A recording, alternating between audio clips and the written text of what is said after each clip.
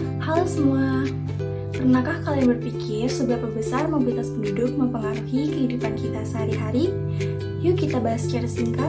Mobilitas penduduk adalah perpindahan penduduk dari satu tempat ke tempat lainnya. Tujuan mobilitas penduduk ini sangat beragam, mulai dari faktor ekonomi, pendidikan, pekerjaan, dan lainnya. Mobilitas penduduk ini memiliki dampak positif loh. Dampak positifnya adalah dari segi ekonomi. Mobilitas penduduk ini membantu pertumbuhan perekonomian, meningkatkan perindustrian dan pembangunan di wilayah-wilayah tertentu. Sementara dari segi pendidikan, mobilitas penduduk ini mendukung orang-orang untuk mendapatkan fasilitas pendidikan yang lebih baik. Mobilitas penduduk ini juga mendukung terjadinya pertukaran kebudayaan.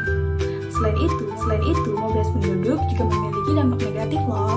Dampak negatifnya ialah terjadinya ketidakpemerataan pembangunan ekonomi atau terjadinya peningkatan tindak kriminalitas. Selain itu, dampak negatif lain ialah kerusakan lingkungan, di mana perpindahan penduduk yang tidak merata ini dapat memicu terjadinya peningkatan polusi, peningkatan pembukaan lahan hijau, di mana lahan hijau ini akan dirusak untuk menjadi lahan pemukiman. Nah, di sisi lain, hal-hal ini juga akan menimbulkan bencana-bencana keberlanjutan seperti banjir. Jadi, bagaimana solusinya untuk hal-hal masalah yang ditimbulkan oleh mobilitas penduduk ini? Kuncinya ada pada pemerintah, di mana pemerintah dapat memberikan kebijakan-kebijakan lebih lanjut terkait pemerataan perekonomian, pembangunan, di mana mungkin dapat membatasi mobilitas penduduk ini terjadi dengan cara-cara tertentu.